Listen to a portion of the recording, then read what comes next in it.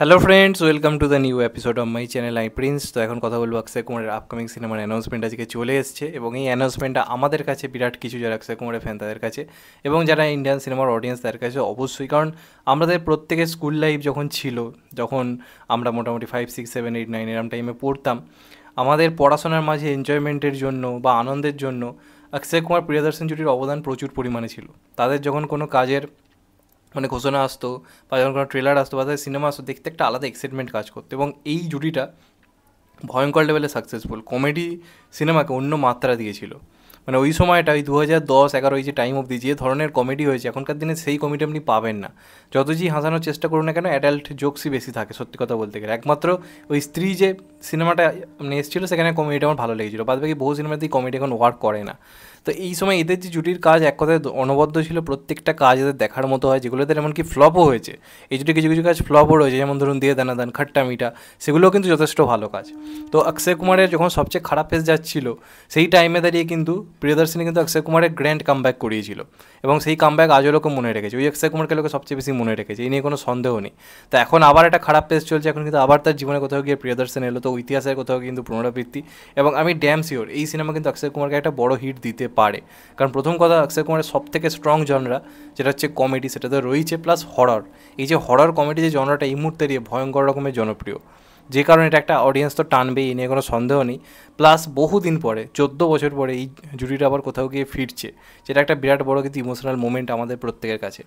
এবার আজ একটা পোস্টার এসছে, পোস্টারটা কিন্তু বেশ ইন্টারেস্টিং লাগছে। অক্ষয় কুমারের যে এক্সপ্রেশন, সেটা সেই পুরনো সেই কমেডি ভাইবসটা দিচ্ছে, অনেকটা সেই হাউসফুল টুয়ে যে অক্ষয় কুমারের যে লুকটা যেরকম ছিল, ওই যখন সেই এটা বলতো, সেরকম একটা ভাইবস দিচ্ছে লুকটাতে এবং প্রচুর ফানি লাগছে দেখতে।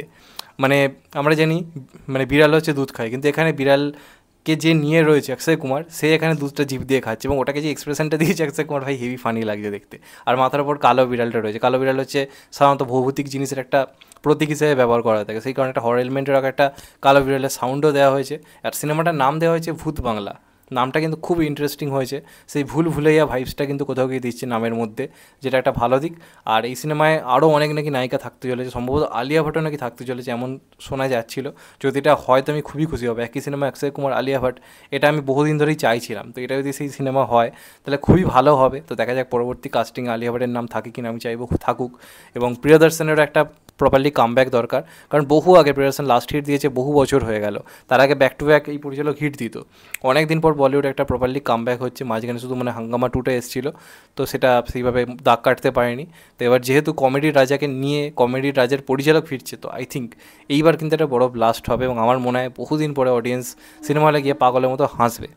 তো বেশ ভালো লেগেছে মোশন পোস্টারটা, যেভাবে শুরুর দিকে একটা কমেডি ফাইন টাইপ মিউজিক দেওয়া হয়েছে, আর সিনেমার শেষে মোশন পোস্টারটা শেষে একটা হরর এলিমেন্টের ওপর একটা সাউন্ড দেওয়া হয়েছে, প্লাস ভূত বাংলাটাকে যেভাবে দেখানো হচ্ছে, প্লাস পোস্টারটার যে এডিটিংটা খুব সুন্দর হয়েছে, দেখতে ভালো লাগছে। হরর পোস্টার, একটা হরর কমেডি পোস্টার যেরকম হওয়া উচিত। অনেক আগে সেই ভুলভুলাইয়া যখন পোস্টার এসেছিলো, আমি একটা ভাইবস দিয়েছিল, তো সেই ফিলটা দিচ্ছে। অক্ষয় প্রিয়দর্শন জুটি তো সব থেকে প্রিয় কাজ আমার অবশ্যই ভুলভুলাইয়া। তো এই সিনেমাটা এমন একটা কাজ যেটা আমার মনে হয় সেই নস্টালজিয়াটা কোথাও গিয়ে ফিরিয়ে আনবে। তো দেখা যাক শেষ পর্যন্ত কী হয়। 2025 আসবে কনফার্ম করা হয়েছে, এবার 2025 কোন সময় আসে সেটা দেখার ব্যাপার থাকে, কারণ অক্ষয় কুমারের প্রচুর সিনেমা রয়েছে। আশা করবো 2025 খুবই ভালো হবে, কারণ জলে LLB 3 রয়েছে, আরও অনেকগুলো কাজ, হাউসফুল 5 টাইপ রয়েছে। তো আমার মনে হয় কিন্তু 2025 আমরা পুরনো অক্ষয়কে পেতে চলেছি। এই বছর তার কিছু সম্ভবত আসবে না, স্কাইফোর্স পোস্টপোন হচ্ছে, এটা একটা সঠিক সিদ্ধান্ত। আমারই মতে গ্যাপটা নিয়ে পরপর 2025 থেকে কমেডিতে ব্যাক টু ব্যাক কাজ করুক। তারপর তো হেরাফেরি রয়েছে, হেরাফেরি 3 তো রয়েছে, তার সঙ্গে সঙ্গে এই কাজটাও রয়েছে। তো দেখা যাক লাস্ট অব্দি কী হয়। আমি ড্যাম শিওর অন্য সিনেমা চলুক না চলুক, এটা কিন্তু ওয়ার্ক করা বিরাট জায়গা রয়েছে, কারণ নস্টালজিয়া ভ্যালু। অক্ষয় প্রিয়দর্শন জুটি ফিরছে, এটাই অলরেডি 2 দিন ধরে ট্রেন্ডিং করছিল।